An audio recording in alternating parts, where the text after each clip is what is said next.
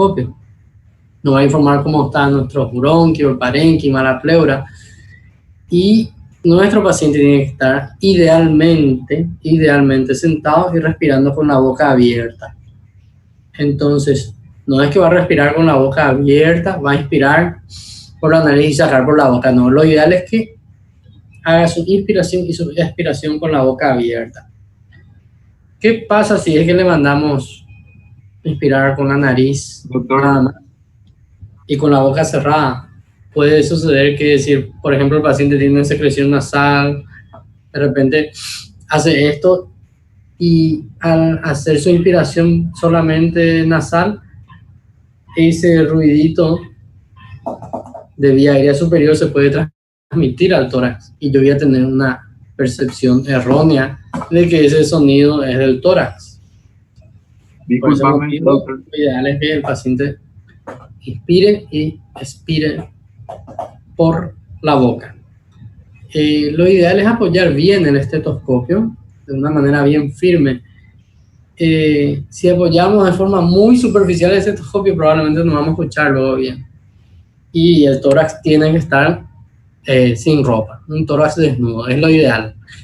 Ya les comenté de contextos y contextos, ¿verdad? Motivo por el cual yo hay veces que no le saco la ropa a los pacientes, principalmente pacientes de sexo femenino.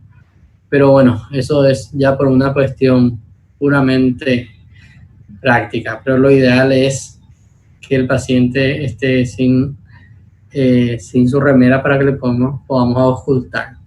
Y va a tener un orden similar a la auscultación. Inicialmente vamos a hacer una exploración completa. Posteriormente vamos a ir comparando ambos hemitórax. Iniciamos siempre por la región posterior del tórax para después pasar a la región anterior y posteriormente a la lateral. No olvidemos que tenemos que evitar auscultar por encima de la escápula, ¿verdad? Por encima de la escápula, por encima del esternón, por encima de la clavícula. Y tengan en cuenta la presencia de artefactos. Por ejemplo, si por A o B motivo no le puedes sacar la ropa a tu paciente, tenés que ejercer una presión un poquito mayor con tu estetoscopio para tratar de eludir ese artefacto propio que va a tener al tocar la tela de su ropa. Lo mismo si es un paciente de sexo masculino que tiene muchos pelos, muchos vellos. El pelo te hace querer escuchar otras cosas muchas veces. Entonces, ¿cómo solucionamos eso? Apoyamos un poquito mayor de presión nomás el estetoscopio por sobre la piel del paciente. Lo mismo con pacientes con obesidad. Ahí también está un poquito complicado a veces ocultar porque evidentemente por la interposición de tejido graso los sonidos van a ser de menor magnitud. Yo les había comentado, creo ya que hace unos años atrás, cuando era soltero, no tenía hijos, no tenía pareja, no tenía nada en esta vida, entonces podía gastar mi dinero en lo que quería. Una vez se me ocurrió comprar un estetoscopio electrónico y muy lindo el estetoscopio, de una marca muy buena. Compré, me salió carísimo, y ese estetoscopio yo le podía aumentar el volumen o disminuir el volumen a mi gusto, a mi antojo. Entonces yo utilizaba en los pacientes con obesidad, aumentaba el volumen y súper bien. Solo que había una cosa que no te explicaban en el manual de instrucciones. Hay de vos si es que el paciente llega a hablarte mientras le estás ocultando, porque ese te revienta el oído. Y yo una vez le estaba ocultando a un señor con sobrepeso, con obesidad, y se le ocurrió al señor preguntarme algo y yo le puse en volumen máximo. Ya se imagina, ¿verdad? Pero bueno, existen esas opciones en el mercado, hay de todo. Pero bueno, lo ideal es aprender a ocultar con cualquier estetoscopio. De hecho que muchos aprendieron a ocultar con los estetoscopios de menor calidad que se venden en la mesita o en cualquier otro lado. Y no le hago propaganda a la marca Littmann, pero en serio que tener un Littmann, el que puede tener, bien, porque definitivamente son unos estetoscopios más cómodos y de mejor calidad que yo conozco. Seguramente hay otras marcas que yo desconozco, pero esa es una muy buena marca y suelo ver que se suele vender por ahí. Hay alumnos que suelen dedicarse a la venta y Nunca van a equivocarse a la hora de comprar un Leadman. Perfecto. Dentro de esta ocultación tenemos hallazgos normales y anormales. Este soplo glótico que menciona la diapositiva no es de ocultación frecuente en la práctica clínica diaria. Pero ¿para qué lo que sirve? Tiene su utilidad y vamos a ver más adelante. El soplo glótico, también llamado respiración laringotraqueal, es el sonido que yo voy a escuchar cuando lo ajusto al paciente en la región anterior del cuello. Claro que si yo tengo un paciente con una obstrucción, un niñito que trae que broncoaspiró una moneda o un grano de poroto o lo que sea, voy a escuchar yo alteraciones. Por eso es normal que yo conozca cuál es ese sonido. Y como voy a conocer el sonido practicando, coloco el estetoscopio y me ajusto aquí en la región anterior del cuello. Ese soplo glótico nos va a ayudar muchísimo después en el momento de interpretar nuestros hallazgos anormales.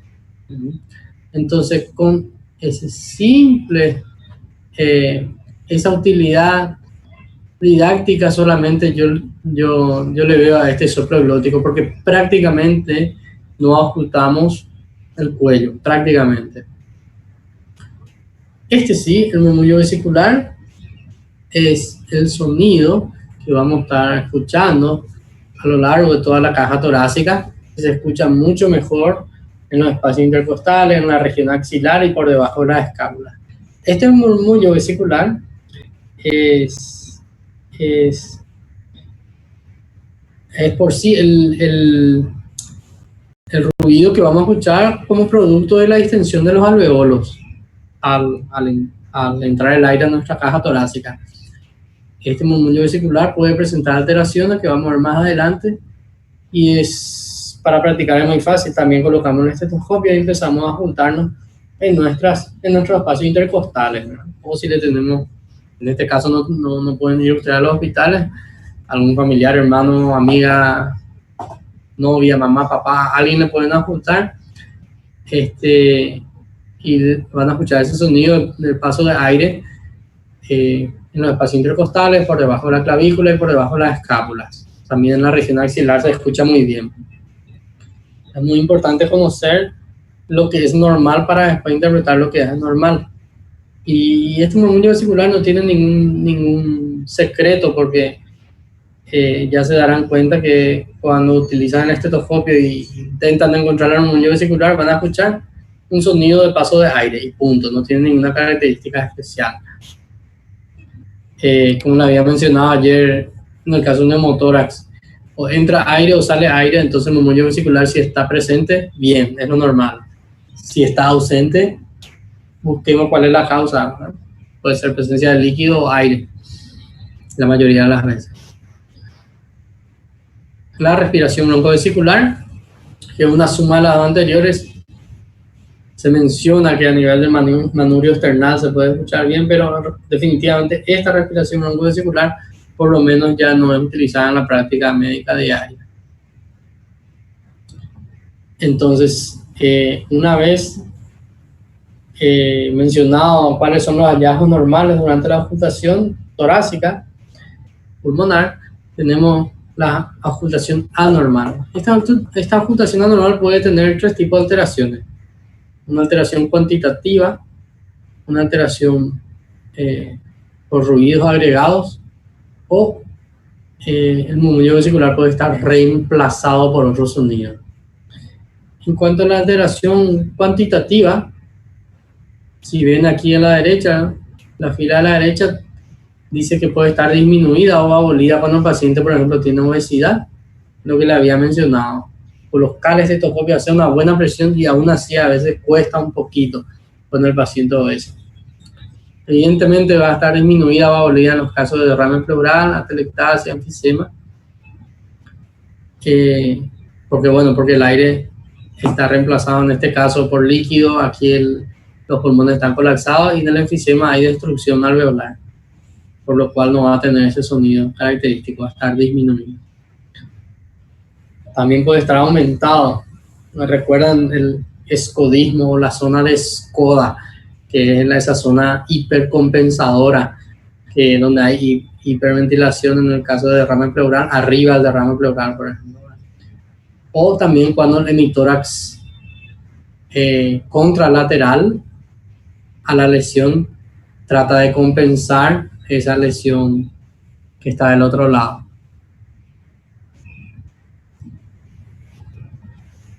Mencionamos que el murmullo vesicular puede estar reemplazado por otro ruido. En este caso hablamos de los soplos, y aquí es donde tiene utilidad el soplo glótico, porque tenemos 4 tipos de soplos a nivel torácico, así hablamos de patologías pleuropulmonares, y estos 4 soplos, que como verán en la gráfica son el soplo tubario, el soplo pleural, el cavitario y el anfórico, todos tienen una característica similar al soplo glótico. Esta es la utilidad de colocar el estetoscopio y escuchar aquí a nivel de la horquilla suprasternal y escuchar cómo es el sonido del paso del aire a ese nivel. Bueno, y a ese sonido es que le va a aparecer estos 4 soplos. Todos son iguales. Acá dice que uno es similar, pero es menos intenso, y el otro dice que todos dicen que son similares, y realmente es así.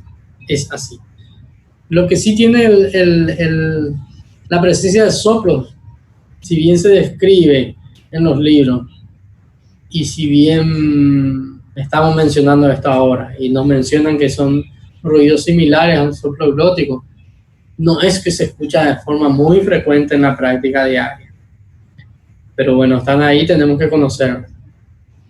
Entonces, si todos los soplos son similares al soplo glótico, lo que me va a diferenciar es en qué patología yo voy a encontrar más prácticamente, ¿verdad?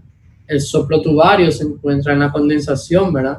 Donde si hablamos de condensación, lo primero que tenemos que pensar es en la neumonía.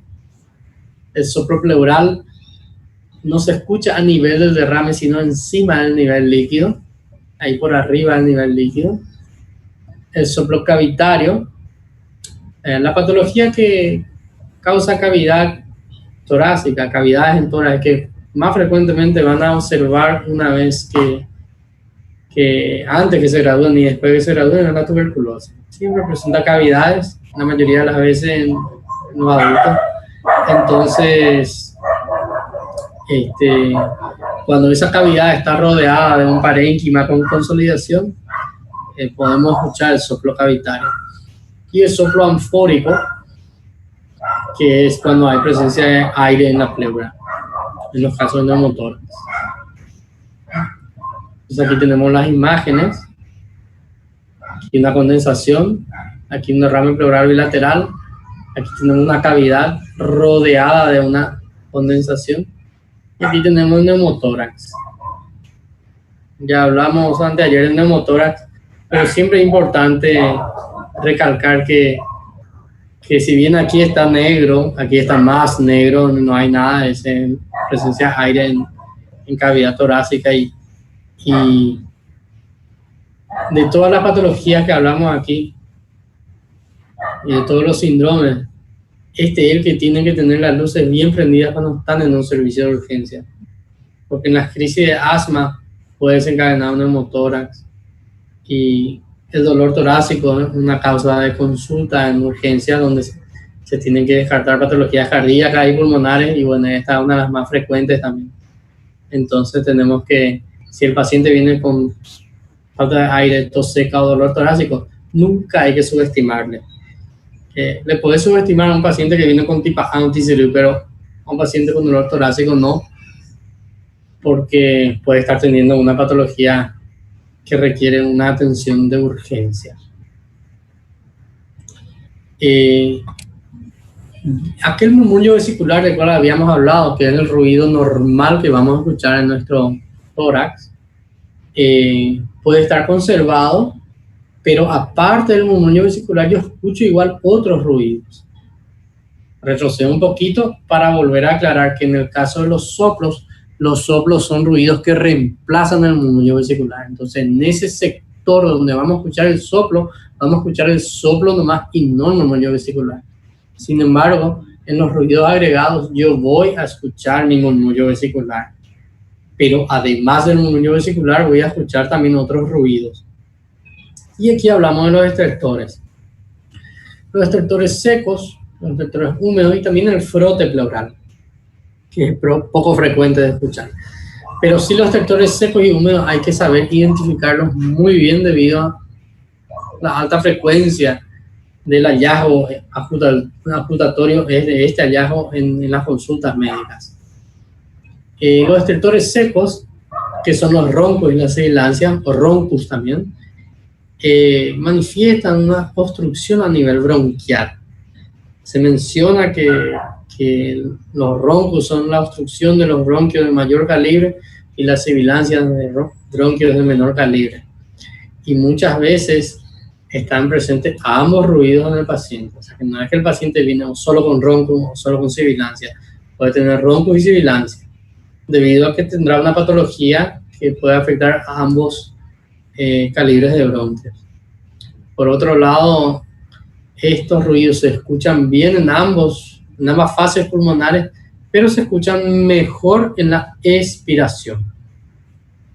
Entonces, si yo tengo una obstrucción bronquial debido a un bronquio inflamado por una crisis de asma, a un bronquio inflamado por un paciente con EPOC que está exacerbado, un bronquio obstruido por un tumor, como se ve en esta imagen, es un tumor endobronquial, perdón, o un cuerpo extraño, los niñitos que broncoaspiran accesorios que a veces meten en la nariz algún grano de arroz, un grano de poroto o alguna pelotita con la cual están jugando, entonces pueden ir a obstruir mi bronquio.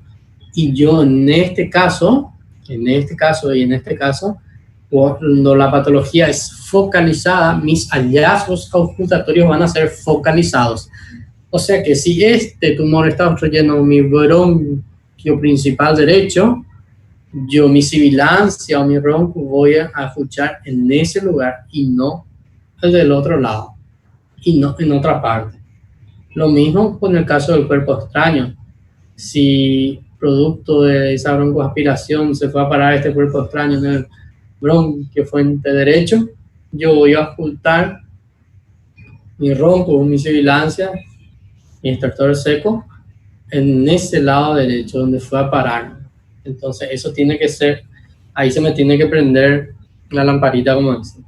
Si hablamos de EPOC y de asma, estas son patologías que no respetan bronquios, entonces no hay asmático del lóbulo superior o EPOC de bronquios pequeños.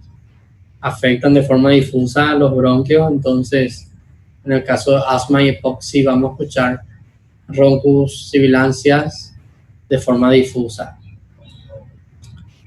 Posteriormente están los estertores húmedos, también son conocidos como rales. Estos estertores húmedos se escuchan en ambas fases respiratorias, pero por sobre todo son inspiratorias. Y hay dos tipos de estertores húmedos, los bronquiales y los alveolares. Los alveolares son sonidos que vamos a escuchar que van a transmitir lo que es el desplegamiento alveolar. Es similar al ruido al frotar el cabello y son conocidos como los crepitantes. Esos crepitantes me van a manifestar patologías de mi parénquima pulmonar. Y por otro lado están los estertores bronquiales, que son los subcrepitantes. Los estertores bronquiales, también conocidos en algunos libros como estertores de burbuja o burbujeo, son un sonido similar al soplar una bombilla en un vaso de agua, o sea que sonido de burbuja. En ambas fases respiratorias, y esto se puede modificar por la tos. O sea que imagínense un paciente con abundante secreción bronquial, por ejemplo un paciente con bronquiectasia, un paciente con EPOC, esos señores que cuando empiezan a hablar o a toser ya se les escucha todo el catarro en el pecho. Como dicen los pacientes, el pecho quererembá y pecho paranambá, o sea, hacen luego mucho ruido de secreción. Entonces, como esa secreción es la mayoría de las veces la que va a estar moviéndose ahí en los bronquios, y es lo que yo voy a escuchar como un burbujeo, por eso cuando el paciente tose, se puede modificar. O sea, que yo lo estoy escuchando al paciente, estoy escuchando el suprepitante como un burbujeo, de repente el paciente tose. Y ahí escucho otra vez y ahí puede ser que no está más donde yo estaba escuchando, está en otro lado. Entonces, eso es lo que tiene el estertor bronquial. O sea, que el suprepitante puede cambiar, se puede modificar de zona, digamos así, de acuerdo a la presencia o no de tos. Entonces tenemos los estertores bronquiales. Acá tenemos unas imágenes de bronquiectasias, que estas bronquiectasias muchas veces se llenan de secreciones y ahí es donde escuchamos. Igual un paciente con asma o asma crónico, EPOC, tienen esos sonidos de burbujeo. Y los estertores alveolares. Los estertores alveolares, que son como el ruido de los frotes del cabello. Yo voy a escuchar donde hay condensaciones, o en los casos de insuficiencia cardíaca, o casos de fibrosis pulmonar principalmente. Son estas tres patologías donde más encontramos la presencia de estertores crepitantes, pero la principal siempre va a ser la neumonía. Difícilmente le salga en un examen una fibrosis pulmonar o una insuficiencia cardíaca para diagnosticar el crepitante como tal, sino más bien un síndrome de condensación. Este frote pleural, menciona en la literatura que es un sonido similar a frotar la cara dorsal de la oreja, pero no se escucha realmente con frecuencia, por lo cual el día en que escuchen, bien, ¿verdad? Se escuchan, pero realmente si le digo que suelo escuchar con frecuencia un frote pleural cuando oculto a un paciente con derrame pleural, que derrame pleural hay muchísimos. En la semana por lo menos nosotros vemos tres derrames pleurales o 4 derrames pleurales en una semana. Imagínense que en un mes se ven como a veces 15 pacientes con derrames pleurales, a veces 10, y no siempre se escucha el frote pleural. Creo que esta fue mi última diapositiva de ocultación. Si hay preguntas, bien. Si no hay preguntas, vamos al siguiente tema. Creo que una vez que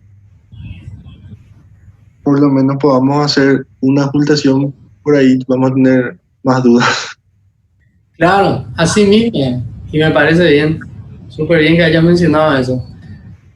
Y bueno, este año fue totalmente atípico y ya en múltiples ocasiones me puse a disposición de ustedes y cuando esto se normalice, que no sé cuándo va a ser, ojalá que sea antes de que termine el año, tiene que ser pesado usted, tiene que ir a mí, tiene que irse junto a los médicos que hacen guardia, tiene que irse junto a los auxiliares, junto a los docentes, porque que no es pesado, pues difícilmente voy a agarrar la lista y decir, me recuerdo aquella vez el 11 de junio que di una clase, voy a buscar el nombre de Sergio Benítez o Stephanie Mesa, pero no me voy a recordar ni nunca. Entonces ustedes tienen que acercarse a nosotros y a los médicos de guardia, ¿no? Creo que todos somos conscientes de que esto estamos pasando de algo único y espero que nunca más se repita. A menos que Sí, y entonces sí, para poder ir ajustando. Pero mucha fuerza, ajusten en su casa mientras tanto y nos veremos ya en los hospitales cuando esto se normalice para poder ir ajustando al rollo. Bueno, entonces rápidamente vamos a pasar a este síndrome mediastinal, que este síndrome mediastinal pues es una patología que es menos frecuente que la obstrucción bronquial, es menos frecuente que la condensación, es menos frecuente que el neumotórax y derrame pleural, pero frecuente al final de cuentas. Cuando hablamos de síndrome mediastinal tiene un gran inconveniente para el paciente, no tanto para nosotros. Es que la mayoría de las veces está causado por una patología neoplásica, o sea que el paciente la mayoría de las veces tiene un tumor, un cáncer. Entonces, ¿qué problema es este tema de tener un cáncer? quien más, quien menos ya tuvo en su barrio, en su familia, algún amigo, alguien con este tipo de patología, y realmente es un poco desagradable. Y muchas veces no sabemos cómo manejar, principalmente cuando uno es más joven, ¿verdad? Es difícil a veces decirle al paciente, o uno no quiere mencionar frente al paciente, o el familiar te dice no le cuentes. Y recuerdo, nunca me voy a olvidar que como bien ustedes saben, yo estudié en otro país. Y cuando regresé, en una de mis primeras recorridas, escuché ahí la presentación por no recuerdo si fue un interno o un residente. Y dijo, paciente con probable CA de, qué sé yo, de páncreas. Y yo dije, yo me quedé, ¿cómo que CA? Si sos paciente y estás acostado, CA, vas a pensar CA, K, y si vos estás mal, bajaste de peso y todo eso, vas a pensar no es lo que es un cáncer. Y yo decía, ¿por qué dicen CA frente al paciente? El paciente cuando es también tan boludo, ¿verdad? Entonces, de repente tenemos que usar otro tipo de expresiones. Neoplasia, por ejemplo, de repente ya le puede joder al paciente. No te va a decir así. A no ser que escuche muy bien ahí mismo empieza a googlear, pero nuestros pacientes de hospitales públicos no son así. Entonces, para tener cuidado con este tema, muy sensible, muy sensible. Entonces, la mayoría de las veces este síndrome mediastinal va a estar producido por una compresión extrínseca. La mayoría de las veces esa compresión es justamente por una masa tumoral. Y bueno, en este contexto, los hallazgos semiológicos van a depender de cuál sea la estructura mediastinal que está comprometida. Para este efecto es muy importante dividir al mediastino en superior e inferior y un mediastino anterior, medio y posterior, ¿verdad?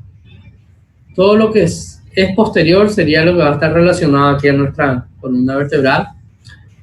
Mediastino medio a nivel del corazón y grandes vasos, y mediastino anterior, todo lo que está por delante.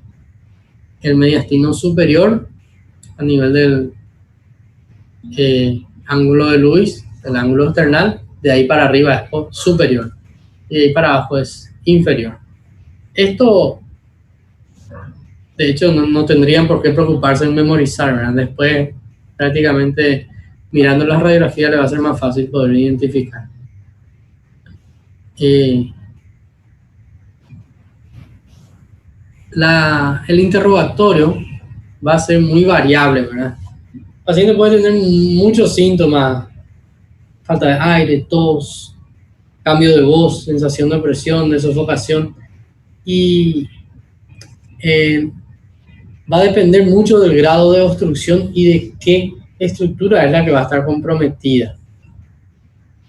Entonces, nosotros podemos tener la presencia de síntomas, en este caso, si hay una compresión venosa, sabemos que tenemos una gran vena ahí en el mediastino, que es la vena cava, que cuando está obstruida nos va a ocasionar muchos síntomas, principalmente en la parte de arriba: cefalea, zumbido de oído, somnolencia, puede incluso ya haber disfonía o disfagia, porque va a estar obstruido el paso sanguíneo para todo lo que es la parte superior del tórax y cuello. Entonces el paciente se va a sentir un poquito tonto, va a estar un poquito mareado, y nosotros vamos a observar que el paciente va a tener cianosis, puede tener la presencia de circulación colateral, o sea que todas aquellas venas superficiales que no veíamos ahora están reforzándose y cumpliendo la tarea de aquellas venas que están obstruidas. Entonces vamos a ver aquellas venas superficiales más saltonas o resaltar más. La presencia de edema o hinchazón, ese edema generalmente va a ser del tórax para arriba. Entonces va a ser un edema que te va a afectar la región superior del tórax, el cuello y el rostro, la cara del paciente. Cuando tengo una compresión arterial, puedo tener un soplo sistólico a nivel cardíaco. También puedo tener, por ejemplo, acá la presencia de quilotórax. Este quilotórax que habíamos mencionado en la clase de ramen pleural, la presencia de linfa en el espacio pleural, la mayoría de las veces es por patología neoplásica, como ya les había mencionado. La otra causa de quilotórax puede ser por una sección, por un traumatismo, pero es menos frecuente.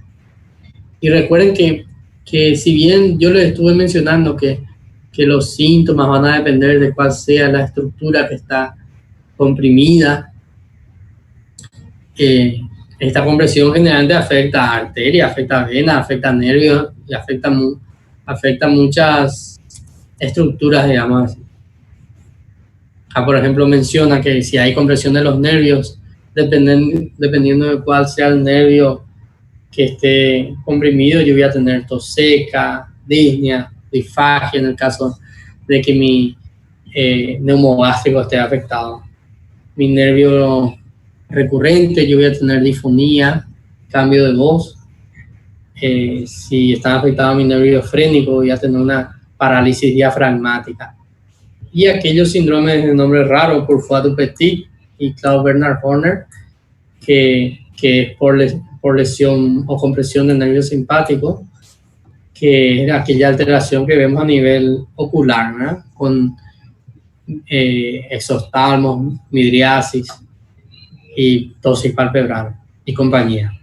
Entonces, la mayoría de las veces estos van a estar presentes todos juntos, digamos. Entonces, ya se imaginarán que si tengo compresión del esófago voy a tener disfagia o dolor al tragar o dificultad al tragar, que puede ser a sólidos o puede ser a líquidos. Y si tengo obviamente mi compresión de mi tráquea y mis bronquios, voy a tener síntomas respiratorios. En este caso, si hablamos de bronquios, tenemos que recordarnos que podemos tener estertores secos en este caso. Voy a tener falta de aire, cianosis, tiraje. El tiraje siempre va a ser alto, supraclavicular, supraesternal. Y si la obstrucción es completa, va a producir atelectasia. Entonces, si bien aquí está todo dividido, tienen que recordar que los pacientes pueden aparecer con todos estos síntomas juntos. Ya recuerdan que el mediastino anterior va a estar todo lo que es por delante del corazón. El mediastino posterior es todo lo que se relaciona lo que va a estar aquí expuesto por arriba de mis cuerpos vertebrales, y lo que está en el medio sería el mediastino medio. Ya aquí en esta imagen nombra las patologías que yo puedo encontrar en cada uno de estos sectores, y va a depender mucho de qué estructuras yo encuentre en cada sector del mediastino, digamos. En el mediastino posterior, por ejemplo, la mayoría de los tumores son neurogénicos. En el mediastino anterior encontramos la mayoría de los linfomas, y en el mediastino medio el quiste broncogénico, que es una patología que se ve mucho en la infancia y la adolescencia, es una de las causas más frecuentes.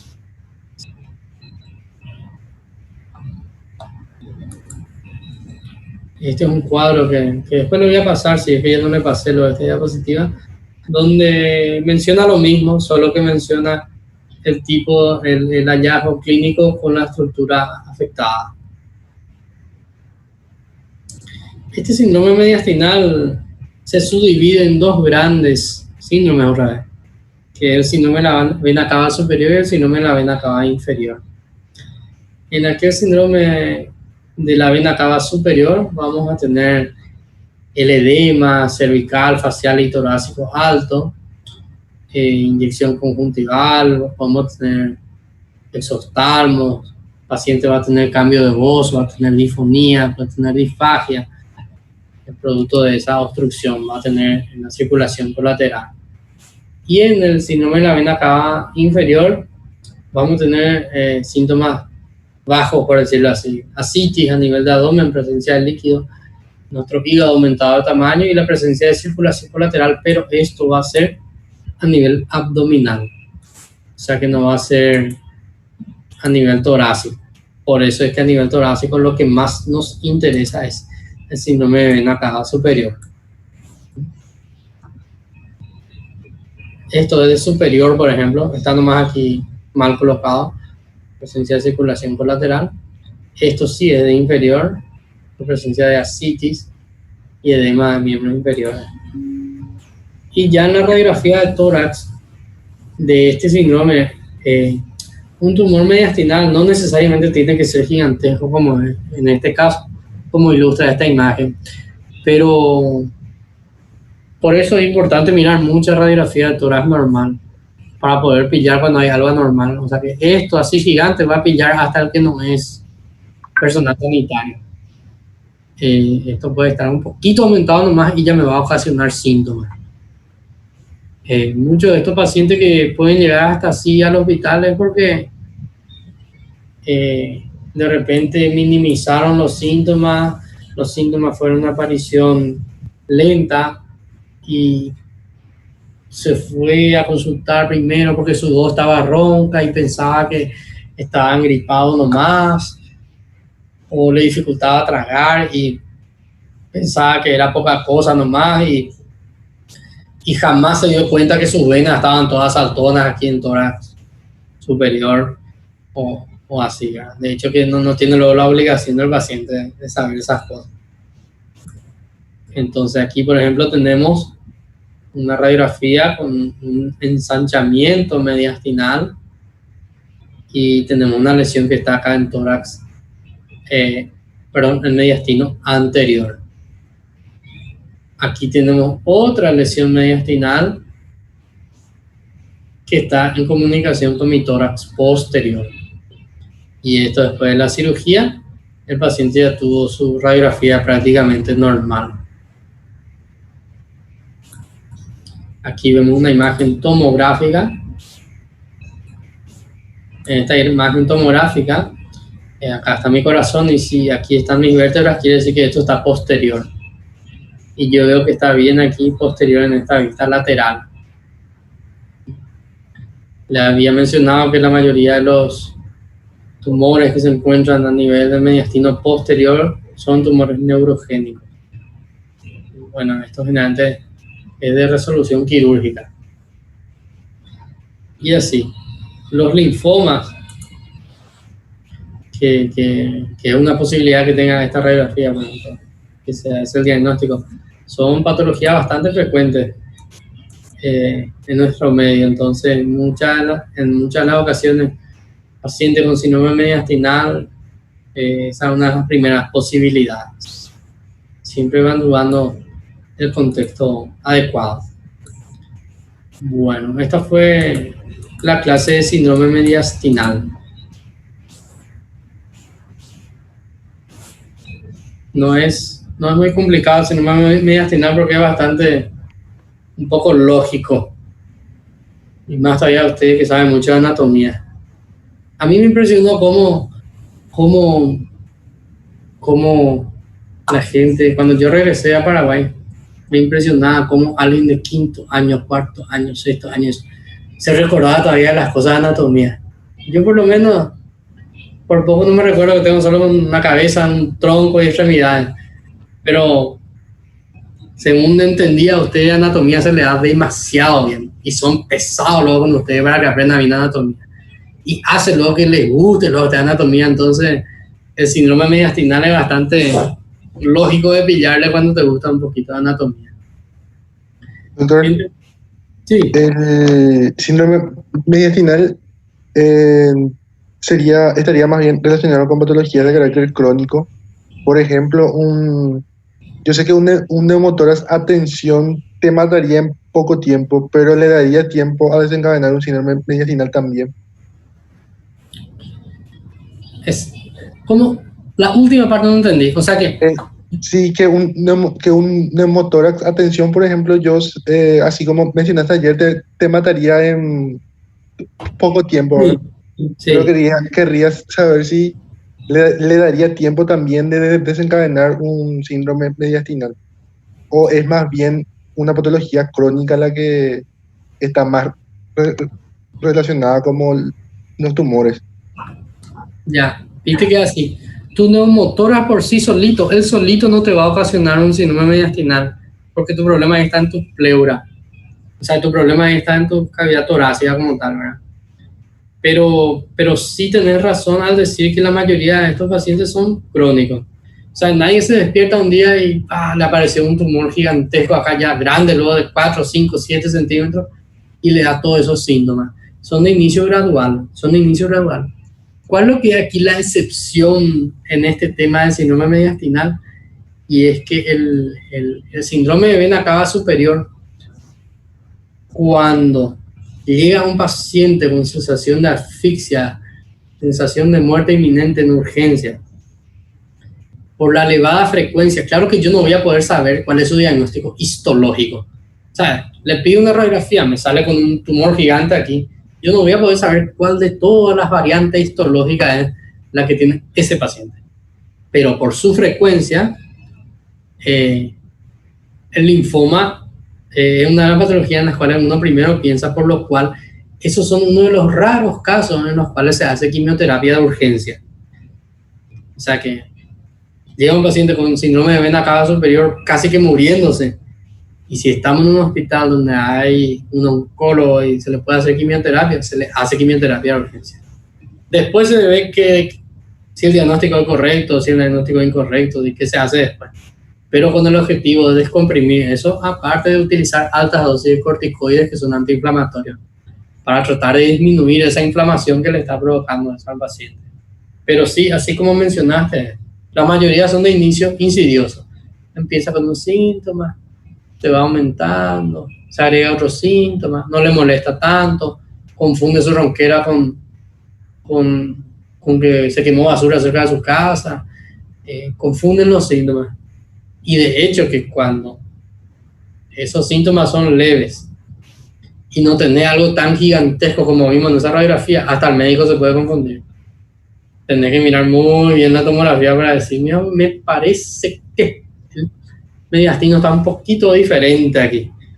Y ante la duda, tomografía de tórax con contraste endovenoso. ¿Para qué me sirve el contraste? El contraste me pinta, me tiñe mis estructuras vasculares y me va a ayudar a diferenciar si esos son, si es un tumor, si son ganglios aumentados de tamaño, si es una malformación cardíaca o una malformación de grandes vasos. Me va a diferenciar, me va a ayudar a diferenciar. Y así. Doctor, Sí, gracias. tranquilo, tranquilo. Sí, señor.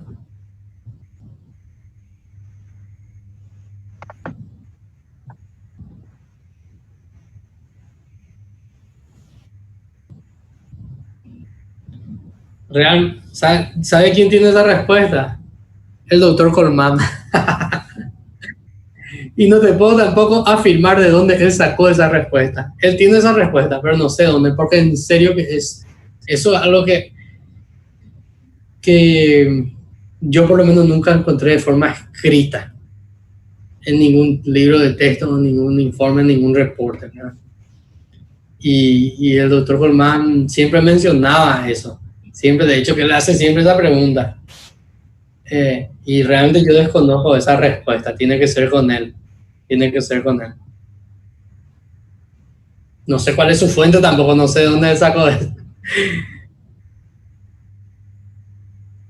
Sí, sí, sí. Tiene que preguntarle a él. A ver un poco qué le dice y cuál es el origen de cuál es su fuente. Pregúntenle eso. Probablemente se va a enojar si le preguntan, pero es Vamos a importante ver, pues saber, es importante saber. ¿de dónde podemos leer, doctor? Ahí? No, así es. Él suele preguntar eso. De hecho, que le cuento una anécdota. De hecho, el doctor Colmán es neumólogo muy antiguo. Y cuando a mí me tocó rendir el examen de la Sociedad Paraguaya de Neumología, él estuvo en un tribunal. Y me hizo una pregunta que no le pude responder. Porque yo en esa época, imagínense, después de terminar una residencia, vamos a ver, La residencia es una etapa donde uno estudia muchísimo. Claro que no, con eso no le estoy diciendo que en la facultad no se estudia, pero en una residencia y rendir un examen en una sociedad es algo tremendo. Entonces yo empecé mi estudio por las cuestiones más difíciles y complicadas de la neumología. Y él me hizo una pregunta: ¿cómo se llama aquel paciente que viene con tos y catarro? Y ya pasaron más o menos 16 días por ahí. ¿Cómo se llama? Y yo no entendía la pregunta. ¿Sí me puede repetir, profesor? No, ¿y cómo se llama ese paciente? No entiendo, le dije, ¿cómo que cómo se llama? ¿Qué tiene el paciente? Y está echando mucho catarro. ¿Qué tiene broncorrea? Le dije, ¿tiene mucho? No. ¿Cómo se llama? Bueno, no sé. Sintomático respiratorio. Me hizo una pregunta técnica que es un término que utilizamos, ¿verdad? Se usa mucho en el programa de tuberculosis. Entonces, a él le gusta ese tipo de preguntas así. Yo me preparé para lo más complejo y grande, pero él me hizo esa pregunta que no le respondí. Entonces, qué suerte que me hicieron esa pregunta y qué suerte que la doctora Lidia le hizo recordar eso. Porque si a él le toca, les va a preguntar eso. Entonces, pregúntenle bien nomás ya, adelántense, le preguntan nomás ya luego porque sí o sí le va a preguntar. Sí. Sí, él es muy amable, muy abierto y muy amigable el doctor para ir respondiendo a las preguntas. La sugerencia que le voy a dar, antes que me pregunte, disculpa, te interrumpí, es que cuando den la parte de cardio y toda esa otra parte, unos cuantos más tienen que mostrar la carita, porque no creo que a los doctores de esa sección les guste mucho verle así por foto nomás. Tranquilo, ¿qué me iba a preguntar?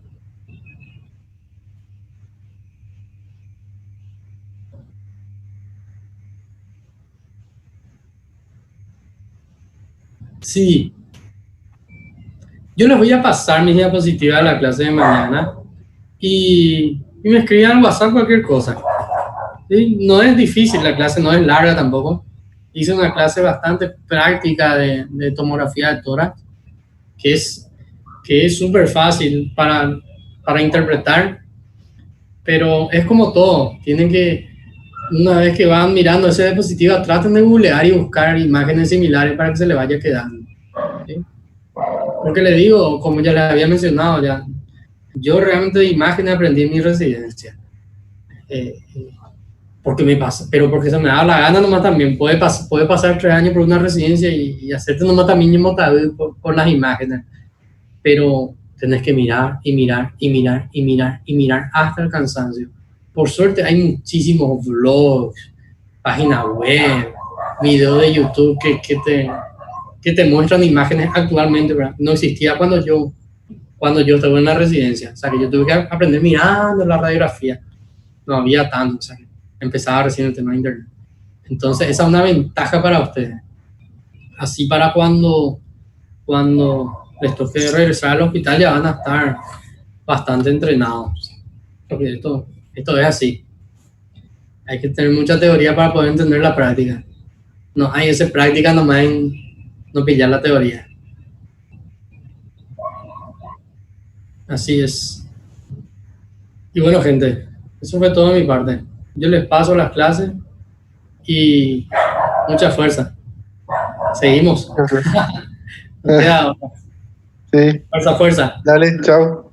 Dale, chao. Suerte. Dale. Dios. Chao. Gracias.